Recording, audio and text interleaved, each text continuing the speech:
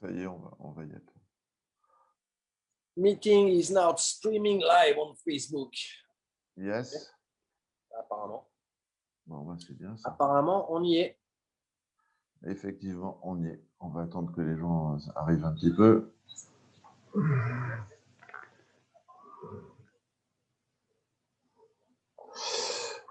On a 4 minutes d'avance. Oui, bon, ça va. Je vais répondre à un email là. Ouais. En attendant, vite fait. De toute façon, je t'entends. Hein, donc, Ouais, non, bah, on attend que les gens se connectent un petit peu.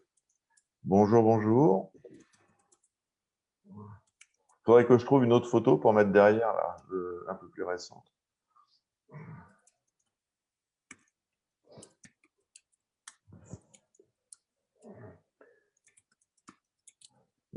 Salut. On va bientôt commencer l'office.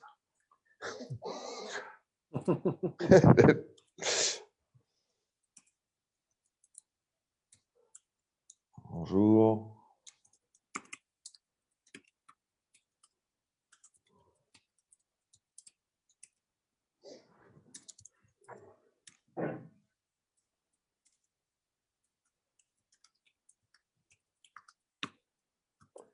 Le thème du jour, ça va être, il n'y a pas vraiment de thème, mais il y a quelques points qu'on va aborder.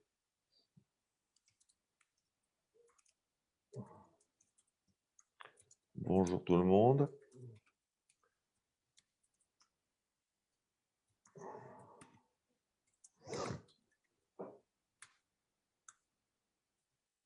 Salut Laurent. Salut Freddy. Salut. Salut Franck, salut Pierre, salut Jérémy. Salut.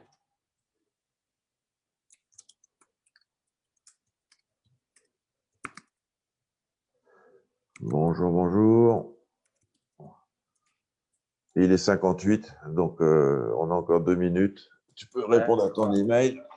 On attend. Ouais. Presque fini. Ouais, il n'y a pas de problème. Bonjour Franck.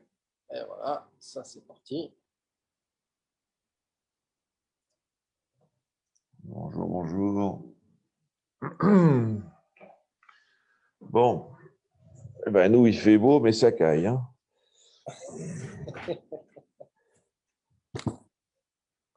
Il a des petits yeux, Vincent Chalias, dit Jérémy. Il a des petits yeux. Ouais.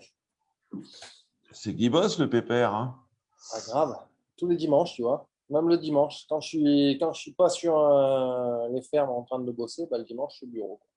J'aime bien le dimanche, en fait, parce que c'est le seul jour où j'ai pas d'employés qui sont sur moi toute la journée. Donc, ça me permet d'avancer un peu sur mes trucs à moi.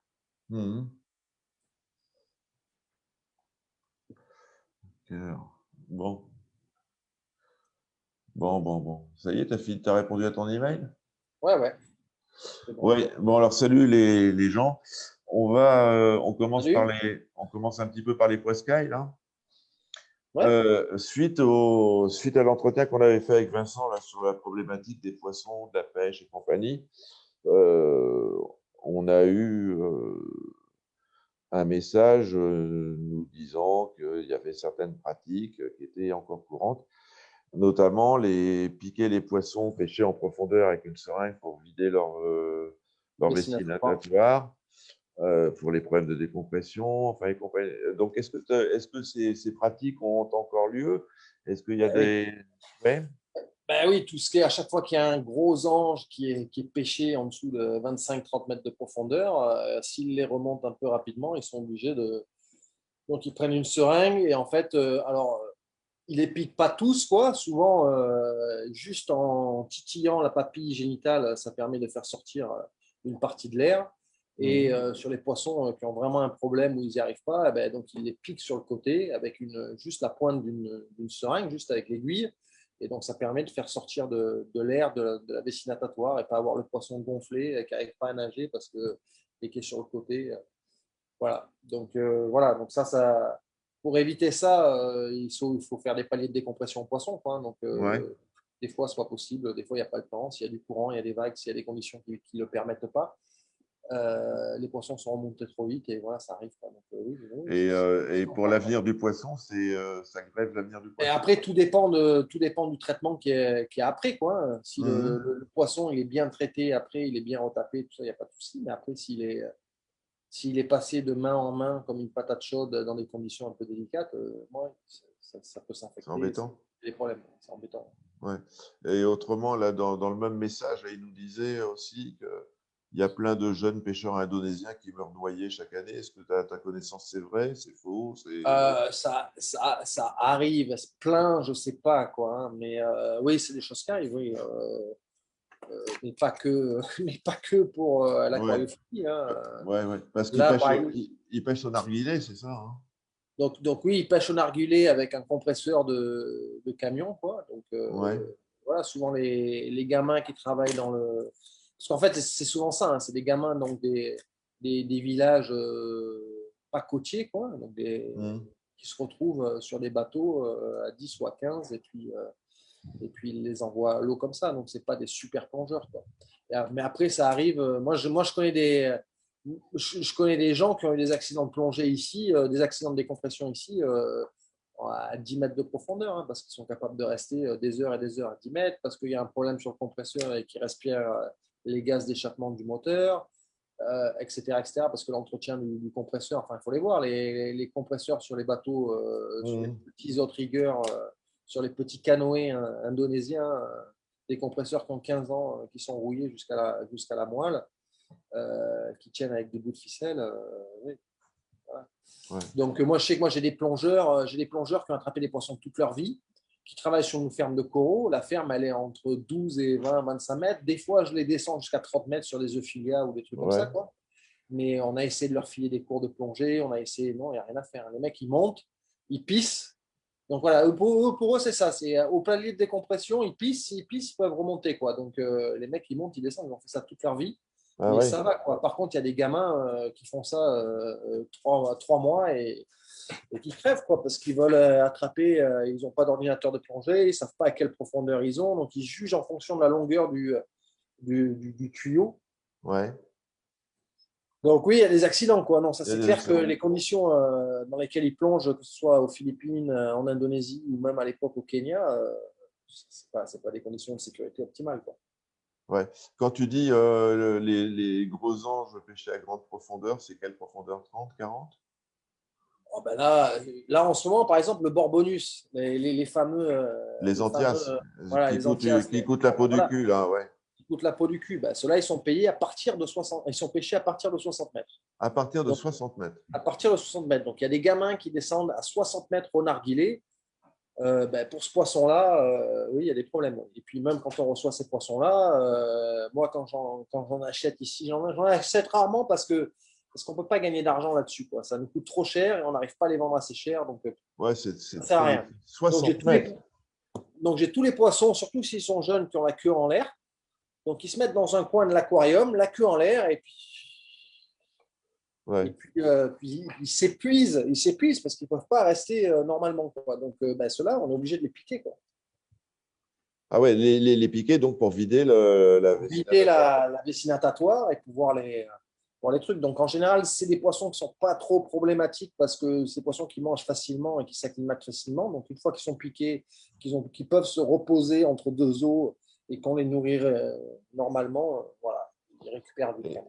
Le prix de ces Antias, ça vient de la difficulté à les attraper, à la rareté. Mais, c'est toujours une question d'offre et de demande, hein. C'est-à-dire Oh, c'est que ça, bon, oui. ils sont Ouais. pêchés dans le sud de Java, dans des endroits qui sont compliqués. Et la saison, elle dure 3-4 mois. Donc, c'est en général, là c'est la fin de la saison. Ouais. C'est pendant la saison des pluies. Voilà, donc enfin, le sud de Java, toute la côte sud d'Indonésie, c'est toutes les grosses houles de l'océan Indien. C'est pour ça que Bali, c'est connu pour ses vagues et un paradis pour les surfeurs. Voilà, donc c'est dans ces zones-là où il y a des vagues du courant qui sont compliquées à plonger, où les mecs descendent pour aller chercher ces trucs-là. Moi, personnellement, j'en ai jamais vu sous l'eau, hein. Je suis jamais descendu Ouais. au bon endroit et suffisamment profond pour en voir. Donc la Donc prochaine voilà, fois. c'est juste des on-dit à discuter avec des quelques collecteurs. J'en ai pas rencontré beaucoup qui attrapaient les rainbows d'épingle et les borbonus, Ouais. mais j'ai Donc, discuté avec quelques-uns, donc eux, voilà, à vue d'œil, en fonction de la longueur de leur. Ils ne savent même pas à quelle profondeur ils sont, hein, ils disent 60 mètres. Voilà. Entre ouais. 50 et 60 mètres, ça commence, et il y en a certains qui vont un peu plus bas, quoi. Donc, Après, dites-vous c'est là quand pas vous... du gain, hein. Si on va 10 mètres plus bas, ben, il y en a plus, quoi, donc c'est plus facile à attraper, mais sauf que voilà, on ne peut pas rester longtemps, quoi. Ouais. Donc, dites-vous quand vous achetez un Borbionus, il a été pêché par un gamin au narguilé à 50-60 mètres de fond par une mer difficile. Voilà. Hein. Ça relativise Voilà, et un puis peu les choses. oui, Mm. puis ça chouine parce que ça vaut voilà, 150, 200 euros, c'est cher. Tout machin. Ben, va le chercher toi-même. En général, c'est ce qui se passe, hein. Tous les gens qui se plaignent du prix des poissons, on les prend en mer, on va chercher quelques poissons, on va pêcher quelques poissons en mer, et puis après, ils trouvent que c'est pas cher finalement. Ouais, ouais.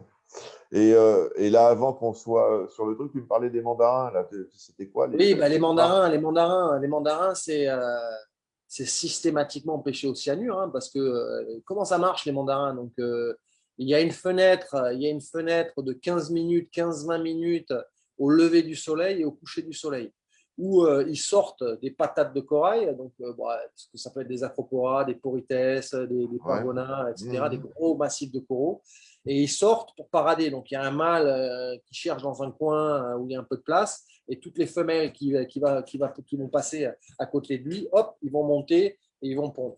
Et donc, c'est à ce moment-là où il les attrape, quoi. Donc, c'est une petite fenêtre, il faut y aller, et où ils sortent vraiment en dehors du corail. Et ben, là, ils y vont. Normalement, c'est au cyanure pour les Ah, c'est parti attraper. là.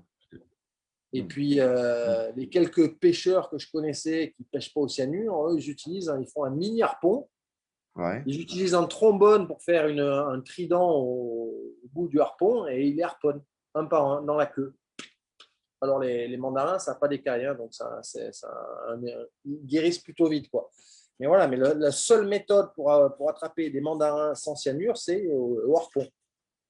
C'est-à-dire que quand on achète un mandarin sauvage, soit il a été cyanuré, soit il a été pêché au harpon. Obligé. Exactement, exactement, Obligé. obligé. C'est miraculeux qu'ils restent vivants, ces poissons. C'est relativement solide, hein. Après, je pense qu'il y en a plus qui meurent parce ils sont pas nourris pendant longtemps. Ils arrivent dans un bac pauvre, ils se nourrissent pas, quoi. Donc, je pense qu'il y en a plus qui meurent à cause du manque de nourriture que à cause de la méthode de pêche, quoi. Ouais, donc il faut pour les mandarins privilégier Les l'élevage. mandarins, en plus, tu vois, c'est une bêtise parce que ben, voilà, il y a une société genre Biota qui fait de l'élevage de mandarins. Il y avait Ouais. Laoutan à l'époque qui faisait de l'élevage de Mm. mandarins. Voilà, l'élevage de mandarins est possible, quoi. Ouais. Donc voilà, avoir des petits mandarins de 3 cm qui mangent des granulés, Ouais, c'est plus cool. Ouais.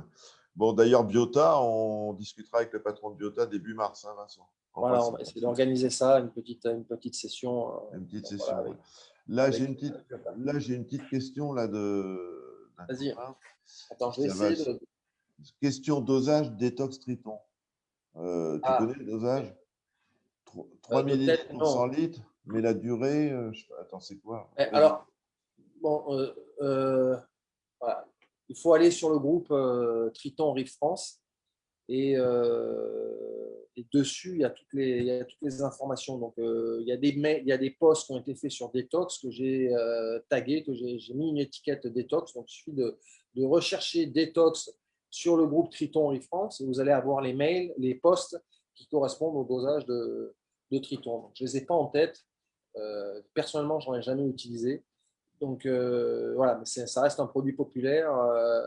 Voilà le dosage. Après, si vous me contactez en message privé, je verrai chercher ça pour vous et je vous donnerai ça. D'accord. Là, il y a une question, on revient aux poissons. Tous les chalemons sont pêchés ou il y a des élevages de chalemons? Non, malheureusement, non. Il y a pas, je pense qu'il y a. C'est une question qu'on pourra poser à Tom Bowling. Donc, je pense que c'est une espèce Ouais. sur laquelle il travaille. Mais non, malheureusement, il n'y a pas d'élevage. Il n'y a personne qui a réussi à faire de.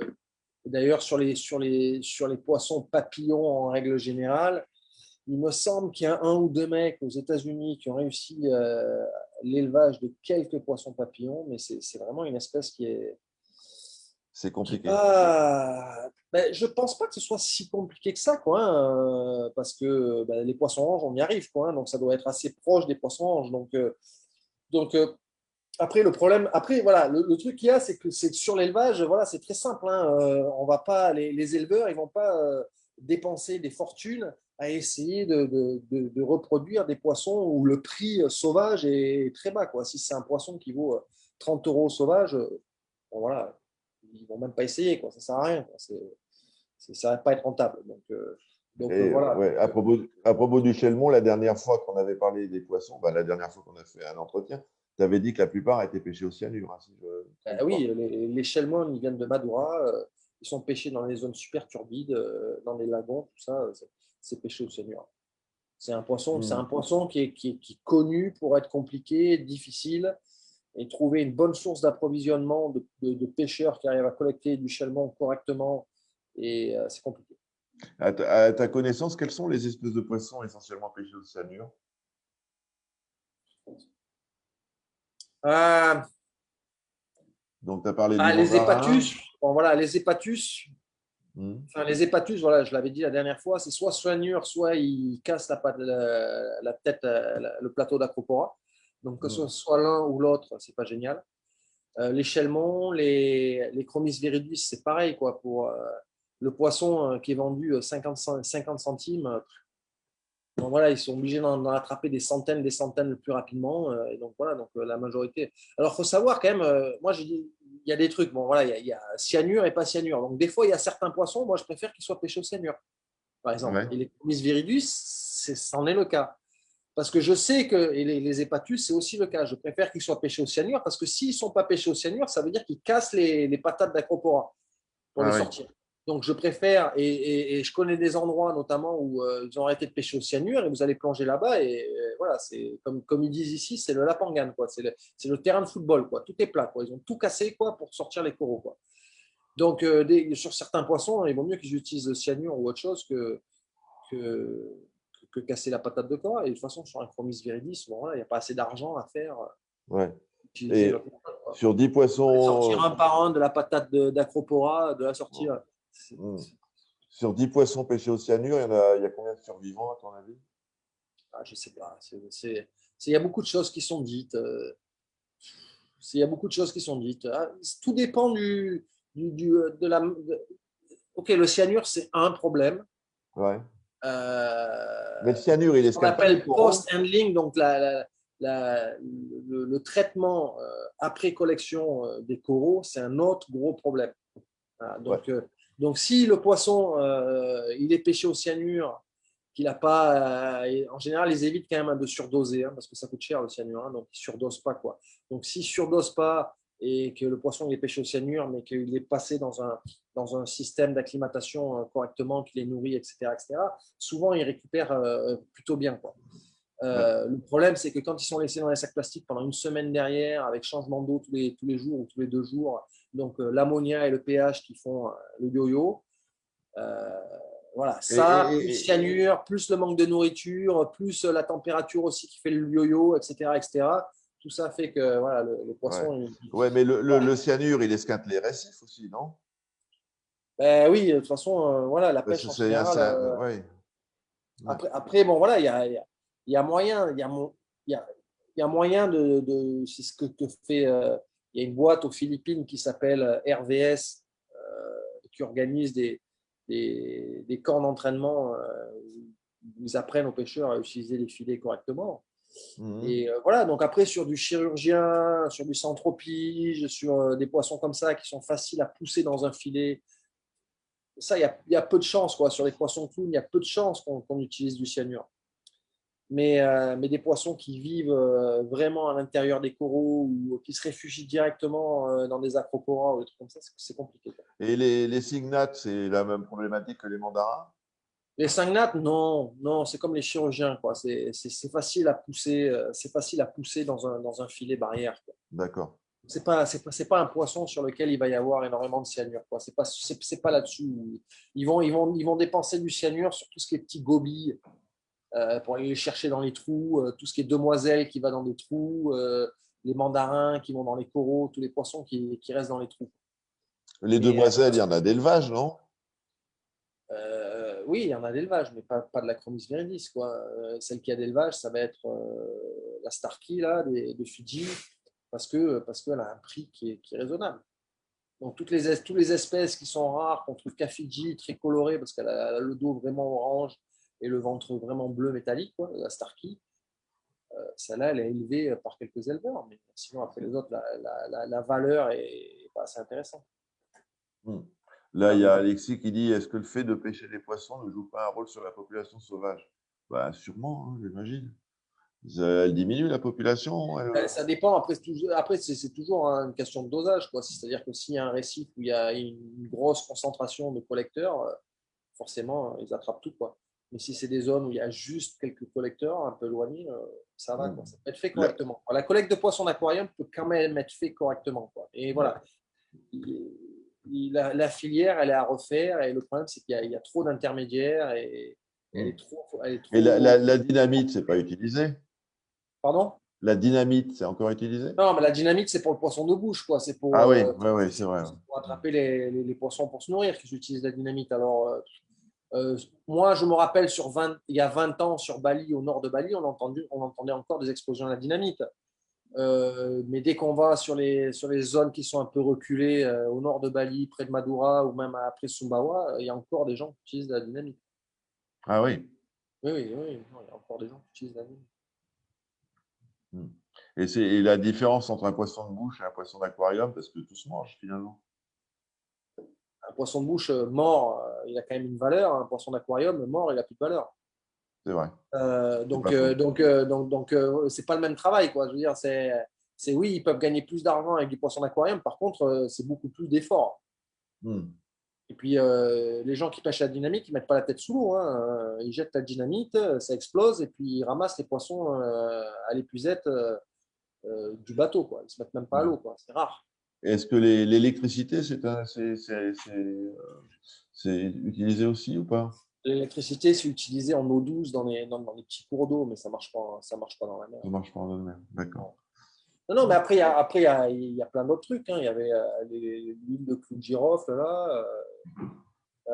Non, il y a plein de techniques pour attraper du poisson. Après, voilà, c'est juste, si on veut aller dans la quantité et avoir un prix bas, bah, forcément, voilà, Est-ce quoi. que Après, il faut passer du temps à enseigner aux gens, quoi. Finalement, il y a peu de pêcheurs qui ont les bonnes techniques, quoi. il y a une surveillance des quotas? Enfin, il y a des quotas de pêche, il n'y a pas de quotas? Non, Non? non, sur les poissons d'aquarium, il y a très peu de surveillance, quoi. Il y a très peu de surveillance. Bon, après, il faut pas oublier que de toute façon, si les mecs ils ont vraiment des mauvaises pratiques, le poisson ne va pas survivre et de toute façon, voilà, c'est pas rentable, quoi. Donc, il faut que le poisson quand même arrive à survivre. D'accord. Donc voilà, moi, ce que je conseille, c'est toujours voilà, d'essayer d'acheter. Il y a des gens qui sont bons sur les poissons, il faut leur faire confiance. Ouais. Donc, vaut mieux acheter de l'élevage ou vraiment. Et toujours favoriser l'élevage. Et puis, si vous voulez acheter du sauvage, allez chez des gens qui ont une bonne réputation au niveau du poisson, qui savent travailler le poisson correctement, quoi. Donc Ouais, eux, on ils en vont parlait voir la l'autre fois. Ouais. différence. Ouais. C'est pas à l'œil nu qu'on va voir la différence entre un poisson de bonne qualité et un poisson de mauvaise qualité. Donc, voilà, il faut faire confiance à des gens qui reçoivent qui ont sélectionné leurs fournisseurs, qui reçoivent régulièrement de chacun de ces fournisseurs et qui peuvent voir et juger la qualité, quoi. Il faut en voir passer du poisson pour pouvoir juger la qualité. Ouais. Là, il y a Christophe qui demande, est-ce qu'on peut trouver une liste des poissons d'élevage? C'est qui ça? On va demander à Biota, peut-être. Alors, il y a une liste, il y a. Ah, voilà, ça y est, je vais ouvrir ça.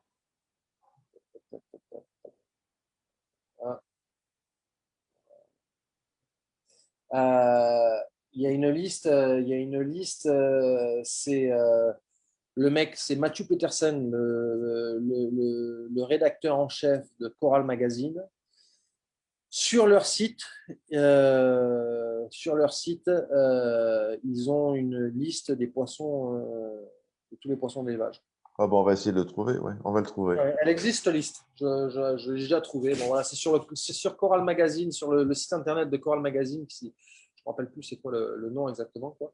Mais si tu cherches en anglais, tu devrais trouver, quoi. Ouais.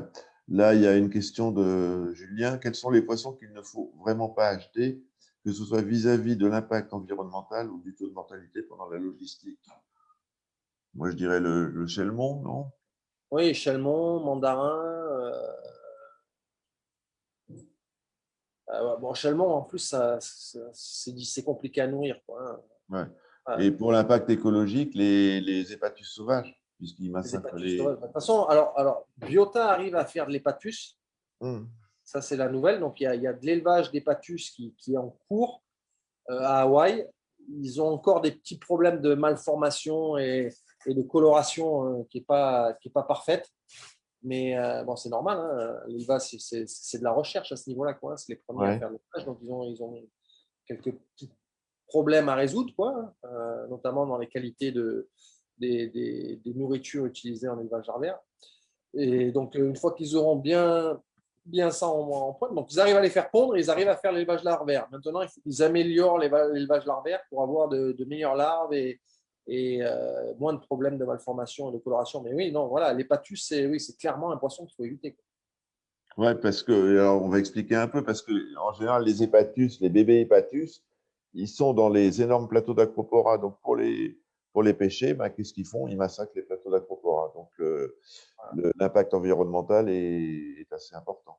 Ah, puis les petits hépatus, ils vont se mettre à l'intérieur, ils se mettent profondément. Il y a ça. En plus, bon voilà, moi je me rappelle, il y a 20 ans, en Indonésie, sur Bali même, on trouvait encore un peu d'hépatus, quoi. On en voyait un peu en mer. Mhm. Maintenant, on n'en voit plus, quoi. Ils vont les chercher en Papouasie, ils vont de plus en plus loin les chercher, quoi. Donc c'est un poisson qui vaut cher, qui est très demandé. Et C'est voilà, la c'est un faute de poisson Walt de Disney, qualité, quoi. ça. C'est la faute de Disney. Ça a toujours été un poisson, même avant Walt Disney, ça a toujours été un poisson qui était très demandé, quoi. Je l'ai revu hier, Nemo, d'ailleurs, c'est pas mal. Hein. C'est pas... c'est pas Ça mal fait du tout. longtemps. Ouais, ouais, non, Oui, mais bah, c'est ça pas nous a mal. fait plus de mal qu'autre chose, hein, Nemo, hein, je pense, hein. Ah oui. Bonjour, monsieur, je voudrais un Nemo et une Dory, s'il vous plaît. Voilà, donc oui, donc sur le Nemo, il n'y a pas de problème parce que maintenant, il y a de l'élevage de poissons clowns pas cher et de toute façon, maintenant, il n'y a pratiquement plus de poissons clowns d'élevage qui sont exportés ou s'il y en a, c'est à des quantités assez faibles, quoi. Ouais. Donc, Donc, euh, ouais, donc, parce que donc le poisson clown, c'est plus un problème. L'Ocellaris, c'est plus un problème. Non, d'ailleurs, il est fabriqué, enfin, entre guillemets, en France. Hein, il y a Voilà. notamment au cœur du poisson, Julie Vincent, il y Voilà. a, voilà, ils sont à Exactement. même Donc ça, c'est, proche du prix. il faut en profiter. Donc ça, c'est le genre de poisson qui a zéro impact. Voilà. Voilà. L'hépatus, c'est encore un gros problème. Après, il y a Bali Aquarich qui fait du Xanthorum d'ici. Il y a Biota qui fait du Flavescens. Enfin, maintenant, on peut quand même faire un aquarium complet sans poissons sauvages, quand même, hein. Ouais. Tiens, on a un autre sujet un petit peu. Toi qui passes ta vie sous l'eau, Vincent, le réchauffement climatique, tu as remarqué quelque chose, toi, en Indo, dans la forme des coraux, la couleur, la Ah oui. pousse? Oui. Ah ben, et là, on s'est tapé quand même une grosse série de blanchiments. L'année dernière, la température n'est pas descendue en dessous de 29 degrés de septembre jusqu'à mars. Donc, oui, on remarque quelque chose, quoi. Quand la combi 6 mm ou la 5 mm, on la sort plus et qu'on plonge tout le temps en shorty, oui, on remarque quelque chose, quoi. Et quels sont les coraux les plus Il y a 20 ans, je plongeais un mois par an en sortie, quoi. Maintenant, je plonge 6 mois par an en sortie, quoi. Alors peut-être que je me suis habitué aussi, quoi. Hmm. Mais bon, moi, je le vois, hein. Normalement, on a quand même régulièrement, on devrait avoir l'eau à 24, 25, 26, quoi. Mais là, la moitié de l'année, elle est au-dessus de 28, 29, 30, 32. Et Donc, quelles sont les elle espèces de descend de coraux plus en plus rarement en dessous de 28. ouais. Et Pardon? quels sont les coraux qui ont le plus résisté? Est-ce que tu as remarqué quelque chose ou le blanchiment était massif, général, sur tous les coraux? Non, bah non. De toute façon, c'est clair. Après, tous les projets de restauration de récifs, ils se concentrent sur les acroporas. C'est pour une bonne raison, hein. Enfin, moi, c'est souvent la remarque qu'on me fait. C'est-à-dire qu'on me fait oui, mais vous plantez beaucoup d'acroporas quand même. Je fais oui, on plante beaucoup d'acroporas parce que c'est les acroporas qui ont plus besoin d'être plantés, quoi. S'il y avait, si les porites sont quand même plus solides. En général, quand il y a un récif qui commence à se dégrader, moi je le vois, quoi. Donc, je connais des endroits sur Bali où vous plongez et vous vous dites ah, c'est quand même joli ici, hein, c'est pas mal. Puis en regardant de plus près, on s'aperçoit qu'il n'y a pas d'acropora en fait. Euh, il y a beaucoup de porites partout, il y a beaucoup de montiporas, il y a des isoporas, il y a des possilioporas, mais il n'y a plus d'acropora, quoi. Et donc, un récif sans acropora, voilà, donc il y a eu un changement de population au niveau des coraux et les acroporas disparaissent de certains récifs, quoi, parce que Ouais. à cause des blanchiments, tempêtes, etc., etc. Donc il y a des endroits où ben voilà, les acropores ont disparu. Donc il faut en replanter, quoi. Mais Donc moi, voilà, j'ai c'est pour vu ça qu'on souvent se... dans les labos de recherche et tout, ils ne travaillent pas sur les accros, justement, pour le. Ils Non, c'est travaillent sur les Stylophora, ouais. stylos, Stylophora et ils travaillent sur Possilophora le danicornis. stylophora, mais ils ne travaillent pas sur les accros. Comment ça se fait? Et parce que c'est plus facile d'élever un Possilophora ou un Stylophora qu'un acropore. Et puis, Ouais. les Possilophora font des pontes facilement en aquarium. C'était quand même un des premiers corails à pondre naturellement en aquarium, Possilophora danicornis. Mhm. Donc voilà, donc c'est vraiment le cobaye, c'est le corail cobaye de Voilà, ils laboratoire. travaillent tous sur les stylos, les pots de stylos, ouais. Mais pas Voilà. sur les. Et les coraux de profondeur, qui sont donc par définition beaucoup plus profonds, ils sont aussi des. C'est ça qui est marrant. Donc c'est quand même, oui, bon, alors souvent sur un récif, c'est la zone de 12 mètres, entre 0 et 12 mètres, qui est quand même bien abîmée. Ouais. Parce que il suffit d'un coup de blanchiment, un coup de drupella. Enfin, à Bali, on a quand même on a beaucoup de drupella. Il n'y a pas que le blanchiment. Il y a les drupella, il y a C'est les quoi les acanthaster. brutellas? C'est quoi les Les brutellas? drupella, c'est des coquillages qui mangent les acroporas, quoi. Ah Principalement ouais, les acroporas. Oui, ah donc ouais. ils ont un prédateur, ils ont plusieurs prédateurs. Donc ça, les étoiles de mer acanthaster, Ah, vous en avez aussi là-bas, vous? on en a au nord de Bali, tu vois. Moi, je fais des campagnes, tu vois. Là, je suis en train de monter voilà, des seringues. C'est utilisé pour injecter les poulets. Et donc, voilà, on est en train de mettre ça en place pour pouvoir injecter les encatastères avec du vinaigre. Donc voilà, donc j'ai travaillé en Australie, donc j'ai fait des campagnes d'éradication d'acantastères en Australie. Donc eux, ils ont un matériel super Mais compliqué. il y en a partout de cette saloperie, hein. Il y en a partout. Donc ici, on a de la chance hein, parce elles sont relativement petites. Quoi, hein. Celle que j'ai Ouais. vue en Australie, elle faisait plus d'1 mètre de diamètre. Quoi, hein, Ah les ouais. grosses colis, quoi. Donc ici, en général, donc en Australie, donc tu plonges avec 11 litres de vinaigre blanc dans le dos et puis pendant 1 heure, tu injectes et tu prends des photos de toutes les acanthastières. Tu injectes à 3 endroits entre les bras Hmm. et tu retournes pour pas qu'il y ait quelqu'un d'autre Ah. qui la réinjecte et tu prends une vidéo quoi, pour qu'il y ait des preuves de combien de temps tu Et as réussi le vinaigre, à ça la injecter. flingue direct. Pardon? Le vinaigre, ça la flingue direct. Voilà, elles finissent par mourir et pourrir quoi, dans l'eau. Quoi. La Alors prochaine fois ici, que on tu viens à a... Paris, tu viens avec ton aiguille à poulet piquer mes Maggiano, alors. Hein, d'accord? c'est un peu gros quand même. Hein. C'est un peu gros pour la Majano. Quoi. Ouais, c'est vrai, c'est pas faux. Ouais. Ouais. Mais ouais, et puis ici, on fait des pinces en bambou et on les remonte et on les met sur le bateau et après on les enterre sur la plage. Mais bon, ça fait quand même beaucoup. Ça fait quand même, tu dois les manipuler. Quoi, et c'est une couronne d'épines, ça s'appelle couronne d'épines. Et si tu te fais piquer, ça fait mal. Hein. Moi, je me suis fait piquer une fois il y a une quinzaine d'années au niveau de l'os, là, du pouce, et quand il y a le mauvais temps, je le sens encore. Quoi, hein. Donc, Ouais. c'est Il quand y a même pas une de- sacrée truc, là, quoi. Elle n'a pas de prédateur, cette étoile? Ben si, elle a 2 prédateurs principaux. Donc, sur les petites étoiles, c'est le Napoléon, le poisson Napoléon, qui a Ouais. pratiquement disparu de tous les récifs parce que les pêcheurs Il en se mange, apnée, celui-là. voilà, ça vaut super cher vivant sur les marchés à Hong Kong. Donc, c'est un des poissons principaux pour lesquels ils utilisaient, le cyanure à la base. Hein. Mhm. Donc, ils les pêchent et ils essaient de les garder vivants et ils les envoient sur les marchés à Hong Kong. Et voilà, c'est un poisson qui est très cher, qui est très Donc, c'est bon peut-être pour là-dessus. ça que l'étoile a proliféré, alors. Voilà. Et l'autre truc, comment ça s'appelle? C'est le coquillage.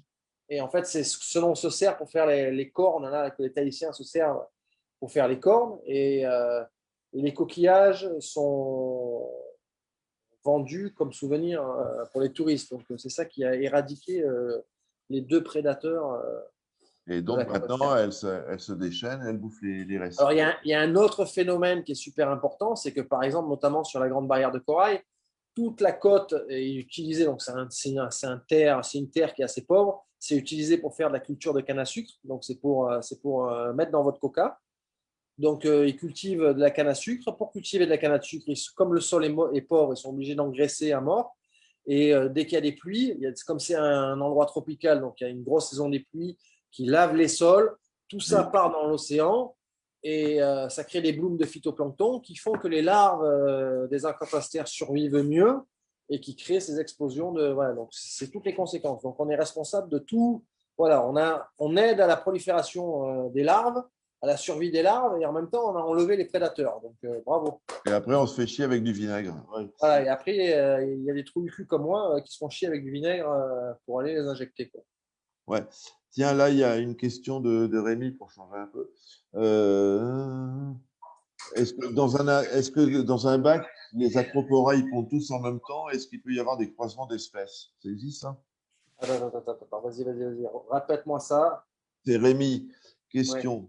Si dans un bac, les acroporos pondent tous en même temps, est-ce qu'il peut y avoir des croisements d'espèces? Alors, la notion d'espèce chez les coraux, c'est quand même. Attends, je regarde si j'ai quelqu'un qui est là. Je vais chercher ça, expliquer ça. Donc, dans la Bible, volume 3, voilà, il y a une partie qui est faite sur voilà, ces histoires de généalogie au niveau des coraux, quoi. C'est le Véron, hein? Ouais, c'est le Véron, quoi. Alors, attends, laisse-moi chercher, je cherche un. Tu pourras me choper le professeur Véron, là, qu'on discute un petit peu, là? Je l'ai rencontré qu'une paire de fois. Je connais des gens qui le connaissent bien, mais si vous voulez, on peut se faire Russell Kelly déjà, quoi. Voilà, donc c'est ça, quoi.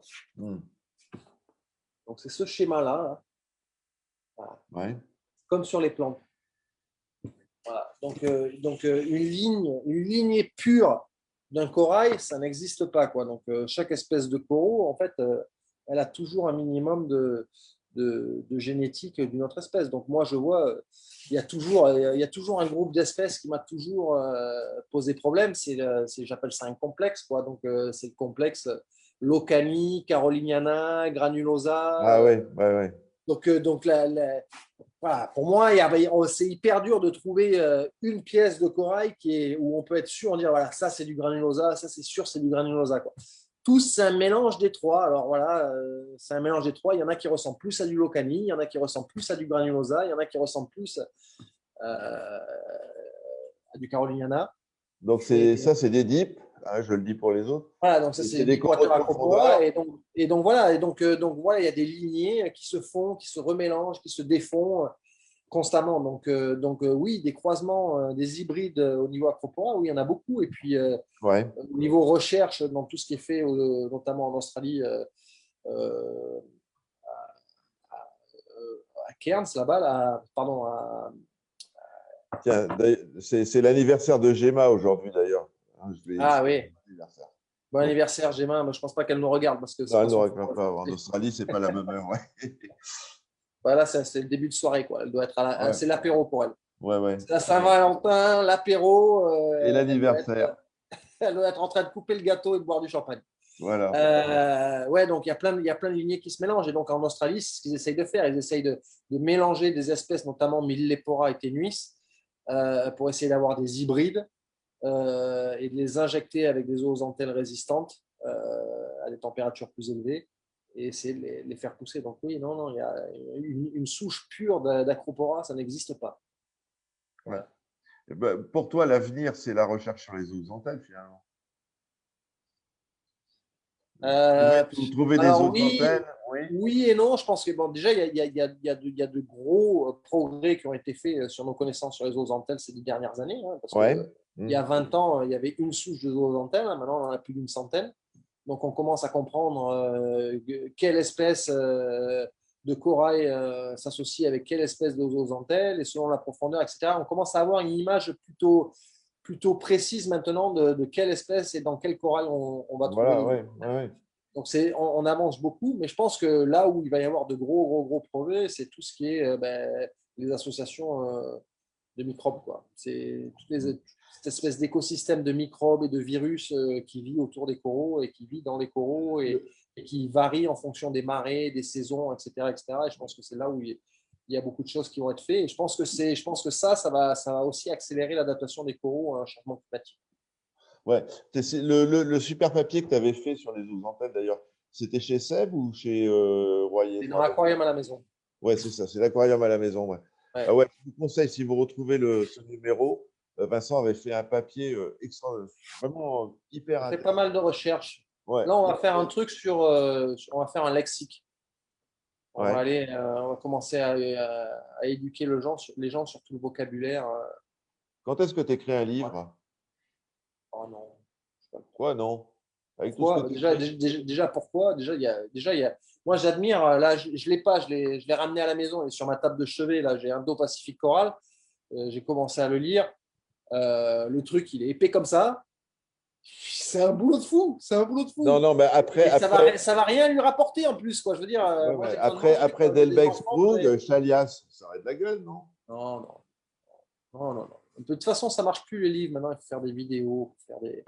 Mais si, C'est ça très marche cool. les livres. Mais si, mais si. Oui, non, enfin, moi, j'aime toujours les livres. Hein. Moi, je suis un fan des livres. Hein. J'ai toujours des livres posés sur la table. J'adore feuilleter. Oui, il y en a. Là, il va y avoir un nouveau livre auquel j'ai participé aussi, Ah, ben qui voilà. c'est Russell Kelly. Là, c'est la suite de ça, voilà, que je conseille.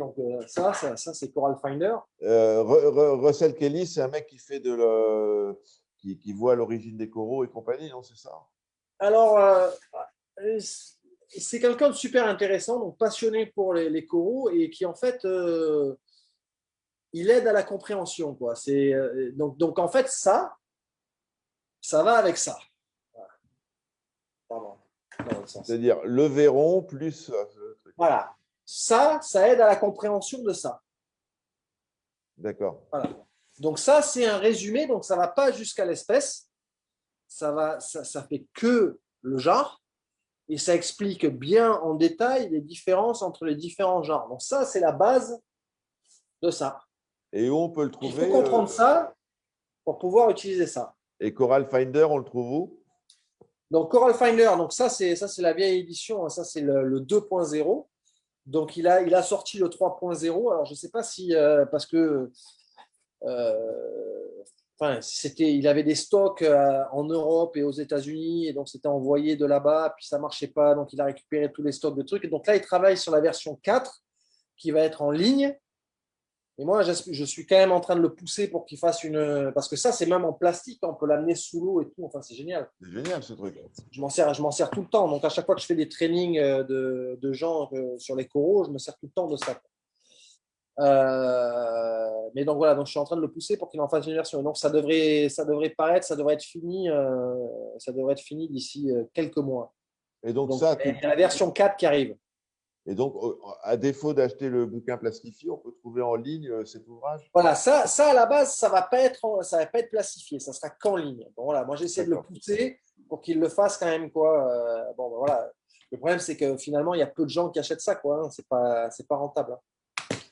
Ouais, il y a Taille, évidemment, qui est en pleine forme dès le dimanche matin. On peut le lire dans son bain et même sous la douche. Bah oui. Exactement, Bah ouais. exactement.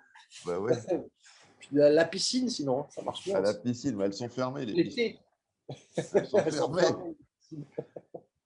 fermées. Hop. Donc, attends, est-ce qu'il y a encore d'autres trucs? Ouais, donc là maintenant, ouais, j'ai fait un NDoc, donc on en a parlé, hein, Vincent. Ouais. Je voyais que mon KH était en baisse. Donc, mardi dernier, j'envoie au salifère, je mesurais 6, 8, 7. J'envoie le NDoc, résultat du NDoc 2 jours, 3 jours plus tard, 5,02. Donc, quel est ton conseil pour tester le KH, Vincent? Alors, le problème des tests cash, en fait, c'est que c'est l'œil humain. Notamment sur le salifère, c'est flagrant. C'est-à-dire que la valeur à prendre, c'est au tout début du changement de couleur. Et notamment parce que le salifère, il passe du transparent au rose clair, Du bleu, du rose bleu. foncé et bleu. Voilà. Et en fait, Non, il fait bleu, rose, il fait bleu, rose clair. Et... ouais, il fait bleu clair, après il fait bleu foncé. Voilà. Non, il fait rose clair, rose foncé, et après il passe au violet rose. Et c'est à ce moment-là qu'il faut lire le test. Voilà, c'est pas une fois. Souvent, les gens ils rajoutent une goutte de plus ou quelques gouttes de plus pour le faire vraiment virer, que ce soit vraiment évident, que ce soit bleu.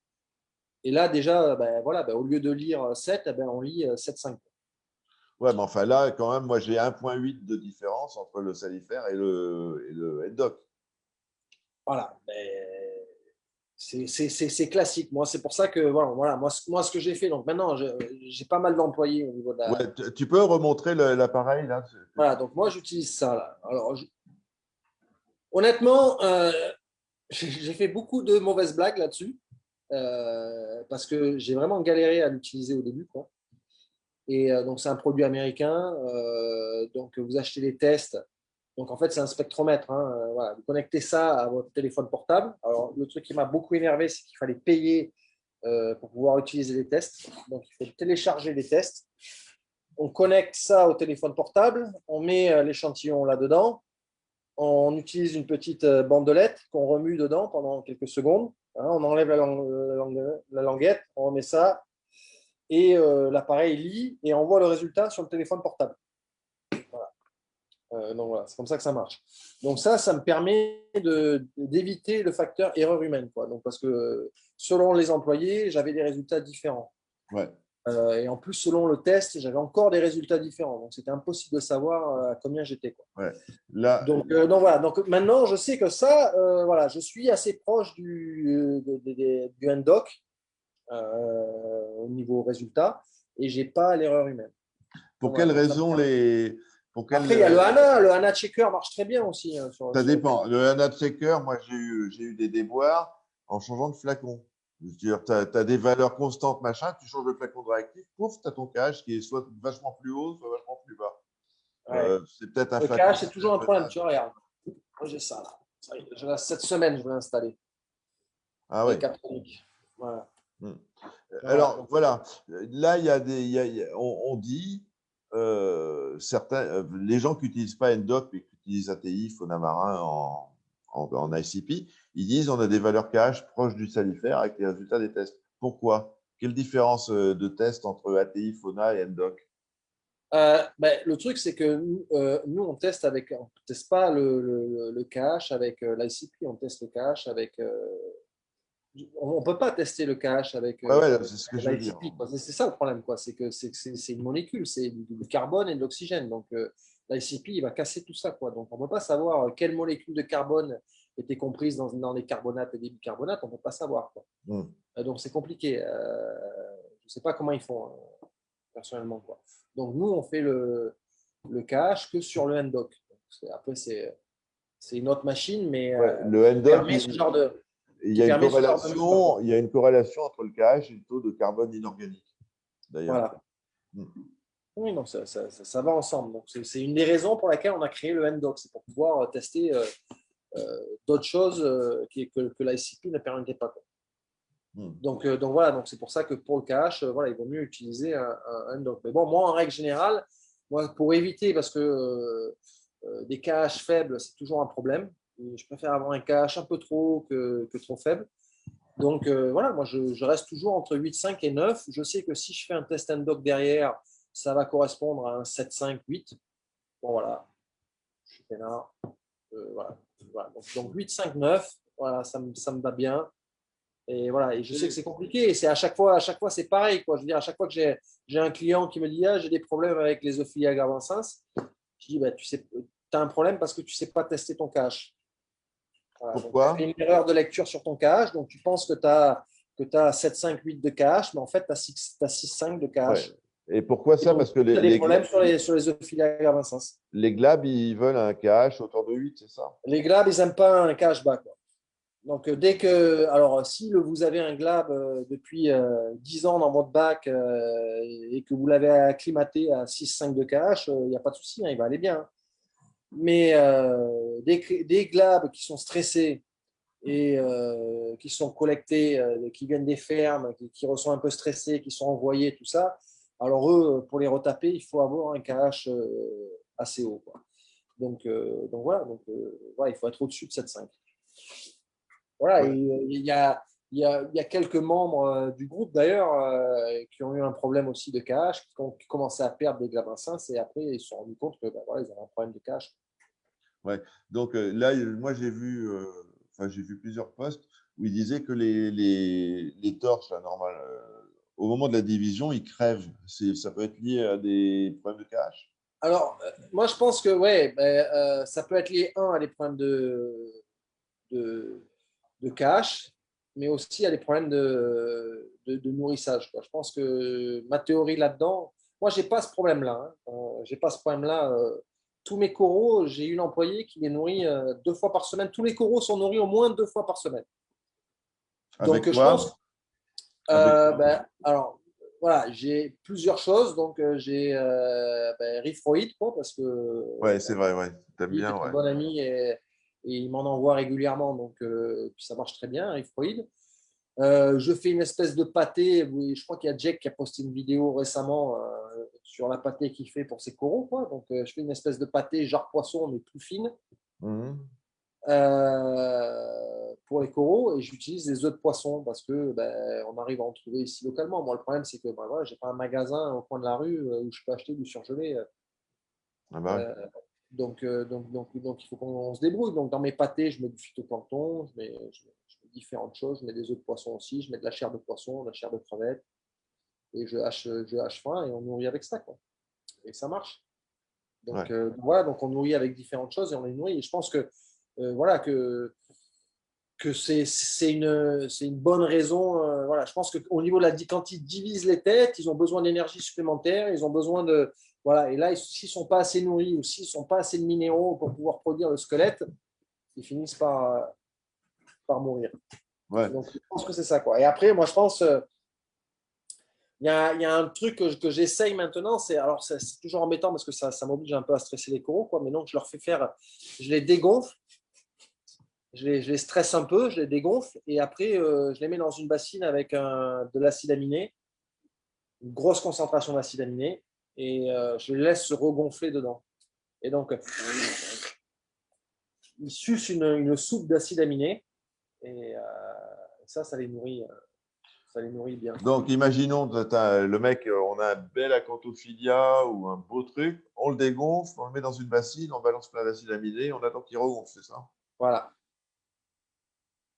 Et c'est ça là, qu'on fait. et Et là, moi, il est, alors le problème qu'il y a, c'est quand on doit le repasser de la bassine au truc. Donc, voilà, c'est un peu compliqué. Donc moi, je le fais directement dans mes, euh, dans dans tes mes, bacs. dans mes bacs. Donc, pas ressortir le corail de la bassine de l'eau, quoi. Sinon, il va Ouais. se redégonfler et tout recracher.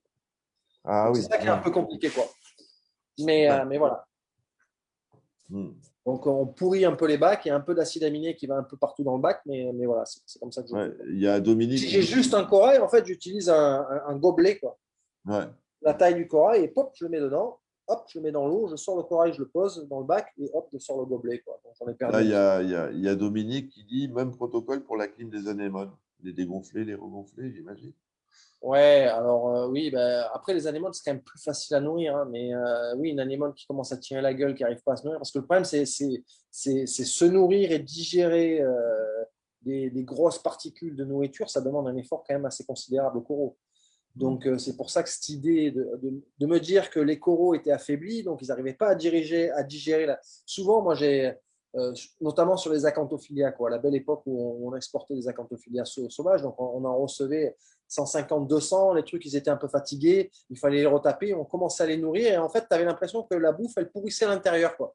Ouais. C'est-à-dire qu'ils voulaient manger, ils mangeaient, ils absorbaient la nourriture, et puis 3 jours après, voilà. Ils explosaient et la bouffe, elle avait pourri à l'intérieur et le corail, il avait Exactement. pourri sur place, quoi. Ouais, ça m'est Et donc, c'est arrivé. là que je me suis dit, bah, peut-être que voilà, ils sont un peu au bout du rouleau, quoi. Ils sont un peu fatigués. Ils n'ont pas l'énergie suffisante Pour pour, manger. euh, pour digérer, quoi. Donc, Hmm. avant de pouvoir leur donner de la nourriture solide, il faut commencer à les renourrir avec une nourriture liquide, quoi. Donc, voilà. Donc, c'est comme ça que j'ai commencé à faire ces trucs-là. Franchement, moi, je me méfie vachement de la nourriture solide pour tout ce qui est scoli, acanto et compagnie. Ah, bah, c'est sûr que, alors voilà, si c'est pas un acanto qui est depuis 10 ans en aquarium, Même les faut y croquettes, les réfléchir à machins. 2 fois avant de lui filer un jol. Moi, là, mes acantos, mes scolis, ils se démerdent tout seuls, hein. Et, Oui, oui. C'est pas des coraux qui ont besoin de beaucoup de nourrir, hein. Moi, après, moi, le but du jeu, c'est de les faire pondre. Donc, ah oui. voilà, il Hmm. y a des saisons où voilà, je les gave en espérant voilà, les faire pondre. Donc, voilà. Hmm. Donc, si on veut qu'ils produisent des œufs, bon, voilà, il faut leur donner de la nourriture. Mais après, si c'est juste les maintenir en bonne santé, il n'y a pas besoin de les nourrir toutes les semaines, hein. Hmm. Euh, Il y a Xavier là qui demande, sommes-nous sûrs que les acropora mangent nos nourritures lyophilisées ou surgelées?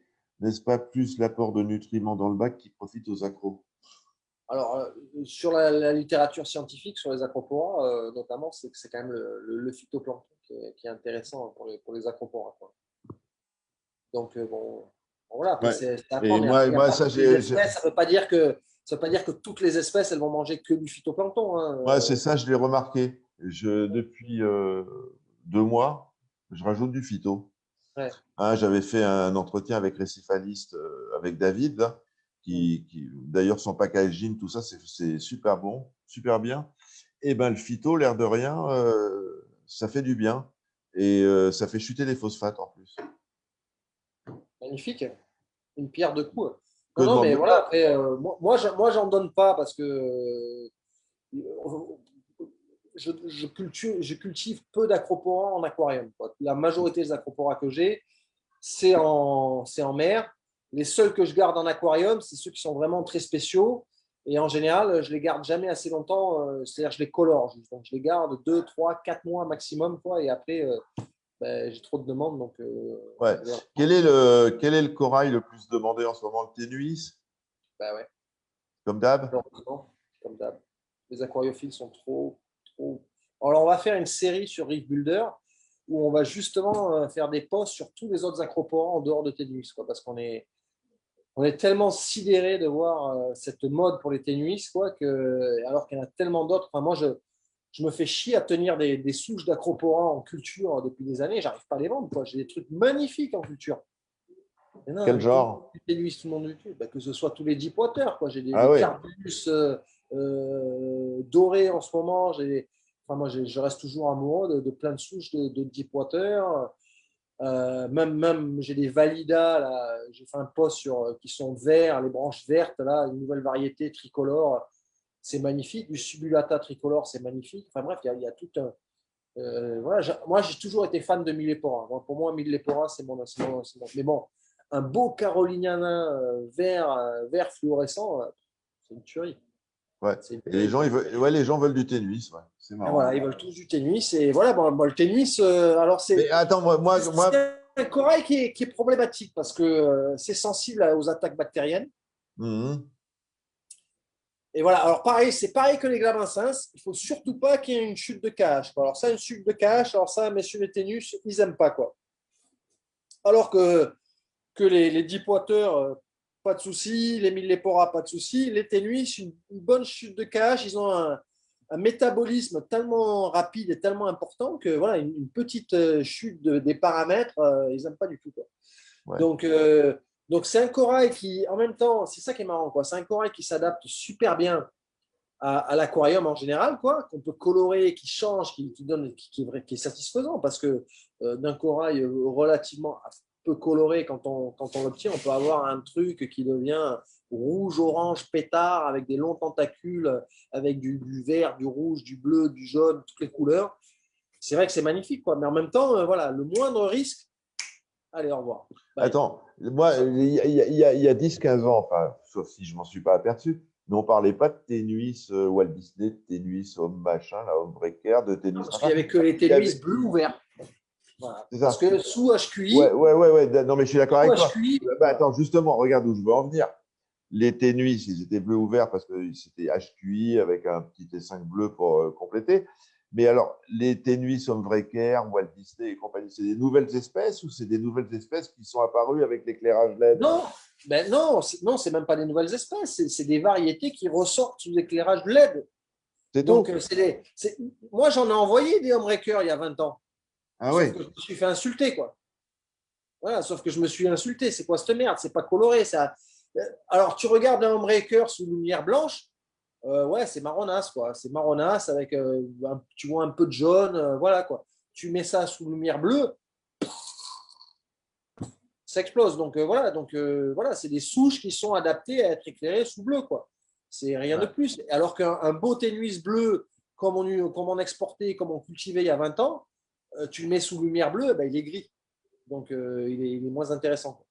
Et tout ça, ça a été, voilà, on a commencé il y a une dizaine d'années à me demander, ah, t'as pas des ténuis rouges voilà, c'était les Ténuis rouges. Tout le monde cherchait des Ténuis rouges parce que sous lumière bleue, ils pétaient, quoi. Donc voilà. Donc après, voilà, et après, il y a tout ça qui a été mis. Après, le Homebreaker, c'est une souche voilà, qu'on a en mer. C'est une souche naturelle. Il n'y a pas de souci. On voit bien le rouge, on voit bien le vert, on voit bien le bleu. Toutes les couleurs sont là. Sauf que ben voilà, quand on le garde longtemps en aquarium, les couleurs s'intensifient et voilà, Ouais, mais sous éclairage LED bleu. sous éclairage LED bleu. Et bon, maintenant, moi, pour colorer, justement, pour colorer, parce qu'on me demande, les gens, c'est un travail de. Donc, on vend ce qu'on appelle tank harden. Donc, c'est des ténuis qu'on a pris sur nos tables de culture, qu'on a mis en aquarium sous des LED bleus. Donc, maintenant, chez Lumagique, je leur fais faire des LED, des blazes bleus que j'utilise pour colorer les ténuis. Voilà. Voilà, donc, je les rends un peu bleus. Là, j'ai fait les essais. Ça fait quoi? Ça va faire 8 ou 9 mois qu'on les a. On n'a pas de soucis. Donc maintenant, Ouais, c'était va les commander. les Illumagiques, là, c'est ça, hein? Voilà, les Magic Blaze, là. Et Ouais. voilà. Et Hmm. voilà. Et elles sont parfaites pour colorer du ténuis, quoi. Voilà, Mais on colore. Attends, mais moi, il y a un truc qui m'échappe. On colore du ténuis ou on l'éclaire d'une manière à voir les couleurs? c'est deux choses. C'est pas que l'éclairage, quoi. Si Explique-moi. c'était J'arrive pas. que l'éclairage, si c'était que l'éclairage, tout le monde y arriverait. Mais voilà, après, il y a la chimie de l'eau qui va derrière, quoi. Si on n'a pas une chimie de l'eau D'accord. parfaite, Alors, ton truc, super coloré sous bleu, avec une eau parfaite, avec machin. Tu le prends, tu le mets sous blanc, il va garder ses couleurs? oui, il va garder sa couleur, mais tu ne vas pas la voir. Eh ben voilà, on est Elle ne d'accord. va pas ressortir. Il Donc, garde sa couleur. Donc c'est l'éclairage qui fait la couleur. oui, sauf que si tu as une mauvaise qualité d'eau, la couleur, elle ne va pas ressortir non plus, même avec une lumière bleue. D'accord. Oui, non, on est Donc d'accord. n'importe quel ténuis, si tu le mets dans une mauvaise qualité d'eau, si tu as un peu trop de nitrate, un peu trop de phosphate, Ouais, enfin, il va n'importe quel devenir corail, hein, tu veux marronasse. dire, ouais. Il va devenir marronasse. Et puis si tu as des fluctuations de minéraux, il va péter. Donc, tu as dit le ténuis, il faut vraiment un cache stable, Ouais. très Moi, sensible. je sais qu'à chaque fois, hein, c'est pour ça que voilà, c'est pour ça que je mets ça parce que voilà, j'ai besoin d'avoir un cache super stable. Et Et pourquoi tu là, as pour l'instant, j'utilise des pompes doseuses. Donc, chaque heure, on dose. Donc, on donne quelques millilitres de solution toutes les heures. Mais comme il y a de la consommation minérale fluctue dans la journée, ça ne permet pas d'avoir. Donc, tu as des fluctuations de KH en fonction de la consommation minérale. Donc, ça permet pas. C'est pas optimal, quoi. Donc, ouais. c'est pour ça que je veux être encore plus stable au niveau du KH en testant toutes les heures et en dosant en fonction du résultat du test. Il y a M. Dudé qui vient de rejoindre le live. Bonjour, M. Voilà, Dudé. ça va là. Ouais. Il va être intéressé quand on fera le truc sur Tom, quoi. Donc, Ah ouais, ben je lui ai proposé. Je lui ai proposé voilà, et ce serait bien il veut le faire avec nous. voilà, qu'il vienne dedans, quoi. Ouais. Tu veux lui dire bonjour, je l'invite? Oui, oui, il n'y a pas de Allez, souci. soyons fous. Alors, Soyons fous. Laisse-moi voir les qualités d'eau plus spectre lumière plus nourriture pour colorer. Oui. Il faut stabiliser, exactement. alors, hop. Monsieur Dudé. Ah merde, je peux pas l'inviter, putain. Attends, comment je fais? T'es encore là, Vincent? Ouais. Ouais, ouais, je suis là, ouais. Ah, Je il est regarde où? juste les questions là, pour voir si on répond à peu près à tout. Ouais. Monsieur Dudé, je vous envoie le lien. Pouf. Tac. Voilà. On attend qu'il arrive, ouais. Parce que j'enregistre le truc, donc je pouvais pas réduire la fenêtre Zoom, là. Non, parce que moi, je trouve qu'il y a quelque chose de super intéressant qui est en train de se passer en ce moment. Ouais. Euh, et je suis curieux de savoir comment ça va évoluer. C'est la fermeture d'Hawaï, quoi. Donc, Ouais. donc bon, voilà, j'ai regardé de loin un peu là, ce qui se passait un peu en France au niveau des animaleries et des jardineries. Hmm. Euh, Ouais, il y a une nouvelle loi là qui fait flipper beaucoup de voilà. gens. Moi, je pense que quand même le marché s'adaptera, quoi. Je pense que ça peut être une. Bon, Voilà. Tout ce que je vois, c'est que ben, voilà, Hawaï a fermé, donc il y a plus de flavescens disponibles. Maintenant, il n'y a qu'une seule société au monde qui fait de l'élevage de Zebrazoma flavescens. Je peux vous garantir que C'est en ce moment Biota. même, c'est Mm. Biota qui a décidé qu'il ne vendrait pas ces flavescens à des grossistes, qu'il allait tous les vendre en direct et qu'il garderait le prix bas. Donc aux États-Unis, malheureusement pas en Europe parce qu'ils n'ont pas de succursale en Europe, mais aux États-Unis, ils vont les garder sur leur site internet. Ouais. Donc le seul endroit où on pourra trouver des flavescens, ce sera sur le site internet de Biota et ils seront à 150 $. Ce Ah qui n'est ouais. pas énorme. Hein. Ce qui n'est pas Non. énorme. Ce qui est très raisonnable comme prix. Quoi. Mais du coup, voilà, ils ont décidé au lieu de vendre 50 $ à un grossiste américain qui va revendre 120 $ à une boutique, qui va revendre au particulier 250 $ le poisson, eh ben, ils seront à 150 $ sur leur site et nulle part ailleurs. Et voilà, et donc ben forcément, ça va faire réfléchir pas mal de monde. Et je peux vous dire que toutes les sociétés, notamment qui sont en Floride, genre Aura, genre Sustainable, comment ça s'appelle Sustainable, il y a une autre ferme qui est, je ne sais plus, enfin bref, Aura, Poma Labs, etc., qui doivent être à fond, essayer d'investir sur de la production de masse de Zebrazoma flavescens. Et en Europe, qu'est-ce qui va se passer alors pour les zébras? Eh ben, soit il y a un grossiste qui se bouge le cul et qui investit dans une ferme d'élevage. Mm. Malheureusement, tous les grossistes en Europe, voilà, c'est pipeau, pipeau, pipeau, pipeau, pipeau, pipeau. Et il n'y en a aucun qui a vraiment, réellement investi dans l'élevage. Là, il y a comment il s'appelle au cœur du poisson, ils sont associés à Antinea. Mais bon. Ben voilà, moi, tout ce que j'espère qu'Antinea ne va pas les saigner. Quoi. Donc, si Antinea, bon, je connais un peu la société, hein, je pense que c'est parmi les plus raisonnables de tous les grossistes. Donc, si c'est vraiment un partnership où les deux peuvent travailler correctement et gagner leur vie correctement, voilà quoi. Il faut savoir qu'au cœur du poisson, c'est quand même des gens qui travaillent 24 heures sur 24. La ferme, elle est dans leur cave, donc ils sont chez Ouais, ouais. eux. Vous pouvez les Voilà voir. quoi. C'est beaucoup, beaucoup, beaucoup de sacrifices. On a fait sur la chaîne YouTube ou sur le groupe, il y a un entretien avec Julie et Vincent d'ailleurs, qu'on a fait il y a bien longtemps parce que quand ils ont commencé, je les ai lancés un petit peu, enfin, partager leurs trucs et tout, parce que Ouais, ouais. Non, c'est non, une c'est des bonne gens bien. initiative, quoi. Mais voilà, mais donc voilà, donc moi, j'espère franchement que cette fermeture de la collecte de Zebrazoma flavescens, ça va donner l'engouement nécessaire pour investir dans l'élevage. Ouais, enfin, de toute façon, si les boutiques peuvent plus vendre de poissons ni d'animaux en France, ça va être réglé. Hein. Là, il y Ben avait une non, question. enfin, je sais pas. Moi, Hmm. elle est délicate cette loi parce qu'elle mélange tout, quoi. Et bon, Ouais, voilà, je connais pas assez le sujet enfin, moi, ce que pour j'ai lu, ça parle des chiens et des chats, mais bon, maintenant, ça voilà. parle pas des poissons. Et bon, après, Euh, ça va peut-être encourager les gens à élever du poisson. Hein. Bah ouais, ouais, donc ça serait pas mal. Là, il y avait une question, le Humvreker, il faut l'éclairer à combien de parts idéalement, tu le sais ça?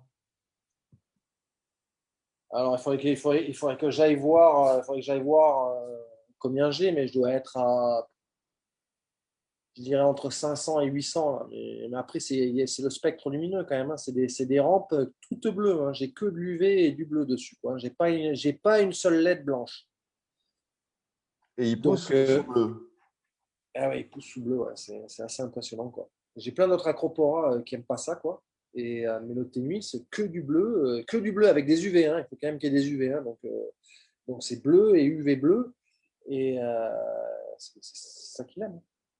Ouais. Je pourrais vous Il montrer. y a Fabien, là, Fabien Fab Corey, qui dit qu'il pense que De Jong reçoit des flaves de Biota. En fait, ils en avaient acheté en stock tout petit pendant longtemps, il y a quelques années, enfin il y a quelques mois. Ils les ont laissés dans leur bac de coraux et maintenant ils recommencent, ils les ont repêchés, ils ont grossi et ils les repêchent et ils les revendent. Mhm. Enfin, voilà, c'est ce qu'on m'a dit, c'est ce que Tom Bowling m'a dit. Quoi. Mais non, donc voilà, donc de toute façon, voilà, après il va falloir que. Voilà, le problème, c'est que si, s'ils vendent à un grossiste, ils vont moins gagner d'argent et le prix au final sera plus cher, alors que c'est eux qui font tous les investissements. Enfin, il faut quand même comprendre que quand même, enfin, donc qu'est-ce qui s'est passé? Donc il y a Oceanic Institute à Hawaï, donc c'est une structure de recherche publique Ouais.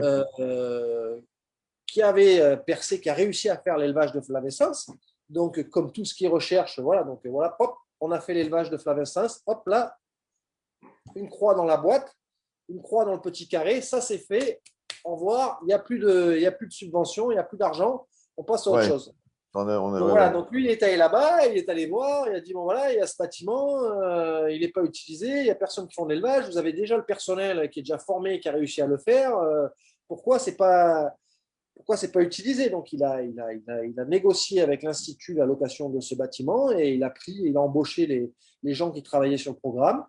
Et voilà, donc c'est lui qui a investi, c'est lui qui a pris les risques, c'est lui qui a tout fait, quoi. Alors que n'importe quel. Alors, et il n'est pas issu il n'est pas grossiste de poissons, quoi. Donc, voilà, donc c'est ce qui est dommage, c'est que les grossistes, les grossistes, malheureusement, ils n'investissent pas dans la culture, ils ne poussent pas à la culture, ils ne poussent pas à l'élevage, en règle générale. Bon, voilà, De Jong, voilà, De Jong, voilà, il fait tout pour acheter à Biota, mais il n'a jamais investi, il n'a jamais donné un coup de pouce à Biota. Ouais. Ils veulent Et juste donc, être clients, quoi. Ils veulent être achetés. Et puis, s'il y a un autre éleveur qui les élève et qui sont 10 centimes moins chers, eh ben, il va les acheter chez le concurrent. ouais. Donc là, il faut espérer qu'Antinéa booste au cœur du poisson. Ben, après, le C'est un problème, peu le c'est but de la manœuvre. Hein. qu'en Chinéa, ils sont, enfin, au cœur du poisson, ils sont limités au niveau. Enfin, avant qu'ils fassent du flavescens, Ouais. il faut de la place quand même pour faire du flavescens. Il faut une structure plus conséquente, quoi. Donc après, je sais pas quelle est l'ambition Ouais. d'Antinéa là-dessus, Ah.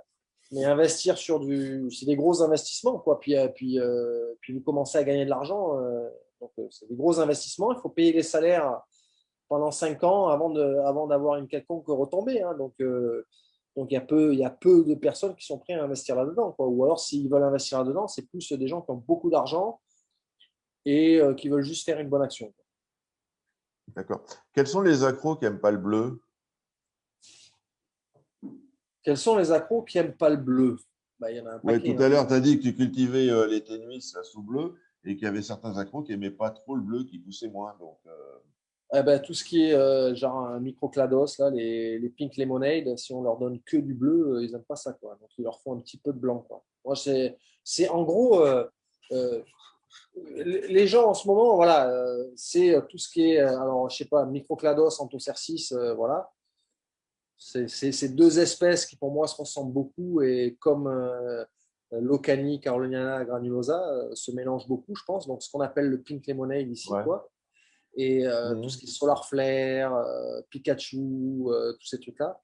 Alors le Pikachu sous bleu, il est pas mal, quoi. Par contre, le Pink Lemonade que sous bleu, ou alors je dois pas être assez puissant en part, quoi. Il faudrait que j'essaye de monter à Mhm. 800 en part que du bleu, et peut-être que ça marche, quoi. Là, il y a Taille qui dit le Formosa, il végète, mais il ne pousse pas sous bleu. ah ben, voilà, toutes les vieilles souches d'avant, voilà, tout ce qui est Parelis, Formosa, Aspera, Bon, ce qu'on appelait les Alila, tout Jean-Jacques, ça. qu'on appelait les Jean-Jacques dans le temps. Voilà, voilà, les vieux Jean-Jacques, les Yongé, les Bali Slimer, tous ces trucs-là. Alors, si vous leur mettez que du bleu, ils n'aiment pas ça. Mhm. Non, non, puis Bon, c'est des espèces qui poussent pas profond, quoi. ouais. Donc, ouais, on remarque le ténus, il ne pousse pas profond, hein, non plus, hein. Mais C'est à ouais, quelle profondeur les ténuis? jusqu'à 8 mètres, on va dire. Au-dessus de 8 mètres. Donc, c'est pas profond. Non. Les moins profonds, c'est les millepora. Millepora, c'est jusqu'à 3 mètres. Et En donc, dessous les de 3 mètres, milléporas, ils n'aiment pas ça, quoi. ils prennent l'air à chaque marée, alors? Souvent, ils sont juste en dessous, quoi. Mais le truc, c'est que je pense que pourquoi ils aiment être, c'est pas à cause de la lumière, c'est à cause du phytoplancton Qui est en surface. qui est en surface, qui est dans le premier mètre, Mhm. dans la couche, voilà, en premier mètre Ouais. de l'eau, quoi. Ils aiment bien être dans cette soupe, quoi. Et c'est dès qu'on les met en dessous de cette soupe, les tentacules se rétractent parce qu'il n'y a rien à bouffer. Et donc, même dans 3-4 mètres d'eau, s'il n'y a rien à bouffer, s'il n'y a pas de phytoplancton, il périclite. Ouais. Là, il y a Jacques qui dit je suis à 100% bleu et il y a 100% bleu et 10% de blanc. Donc, ça fait 110%, mais enfin, peu importe. Les coraux reprennent leur couleur en 1 ou 2 mois. Ouais. Non, mais après, moi, bon, voilà, après, chacun ses goûts. Hein. Moi, il y a des très beaux bacs sous bleu, il y a des très beaux bacs sous blanc. Voilà, c'est pas la même chose. C'est pas je crache pas dans la soupe. Je comprends pourquoi les gens ils mettent du bleu. Les coraux, voilà, notamment sur les LPS, c'est magnifique ce que ça fait sous lumière bleue. Ouais. Mais bon, après, sur de l'accro, c'est plus spécial. J'aime bien avoir un peu plus de blanc. Ouais. Bon. Est-ce qu'il y a d'autres Alain, il m'a dit qu'il a allumé son ordi, mais apparemment, son ordi doit s'allumer. Ouais, ben on pourra faire ça une autre fois. avec des questions plus spécifiques. Là. Ouais. Donc, la prochaine. Donc, là, je vais vous donner le programme un petit peu. Donc, demain, on a Mike Paletta avec François Néo demain soir. Vincent, quand tu as le temps, on refait une messe dominicale. Autrement, hein, monsieur l'abbé. Autrement, qu'est-ce que je voulais dire? Donc, début mars, Biota, Tom Bowling, avec Alain Dudet en guest pour discuter de l'élevage des poissons, évidemment, et toute cette problématique. On est d'accord? Pas de souci. Tu peux me remontrer ton truc à mesurer le KH? J'ai encore oublié. C'est IDIP, ça s'appelle ton machin? IDIP. Et ça, tu le trouves où sur Internet? Ah, j'ai acheté ça aux États-Unis, mais franchement, je suis encore perplexe sur le truc. Donc, laissez-moi le tester encore un peu plus longtemps. D'accord, on te laisse. Sur le KH, c'est pas mal, quoi. J'ai pas encore réussi à tester le magnésium avec. D'accord. Bon, mais écoute, sur le KH, ça marche pas mal, quoi. Donc, voilà, donc j'essaye. J'essaye différents trucs. Laissez-moi le tester pour être sûr. Je veux pas pousser les gens à la consommation d'un produit dont je suis pas sûr à 100% non plus. Vincent, bonne Moi, Saint-Valentin. je l'appelle le dildo. Dildo, d'accord. Ta bière est au frais depuis un moment, là, t'en as envie. Voilà, hein, il commence à faire sombre. Là. Il commence à J'ai faire raté le sunset. Bon, ben, c'était sympa, on a passé un bon Ça marche. entretien. Il sera sur la chaîne YouTube, sauf le début, j'avais oublié de cliquer sur enregistrer, donc il manquera peut-être 5 minutes, mais bon, c'est pas grave. Je vous souhaite un bon dimanche. Il manquera l'échauffement. On se revoit toi, bonne soirée. Ça marche. Que là, il est 19h. Il est 19h chez toi, ouais, c'est ça? Ouais, 18h13. Voilà. Bonne soirée. On se voit demain avec Mike Paletta. Xavier, je me rappellerai de la question que tu as posée là, sur le bac italien. Et bon dimanche, profitez bien. Et bon match de rugby cet après-midi. Irlande-France, ça va donner. Ça va être sympa. Salut. Ah, ça va être sympa. Vincent, salut. Ciao, ciao. Merci beaucoup. Ciao.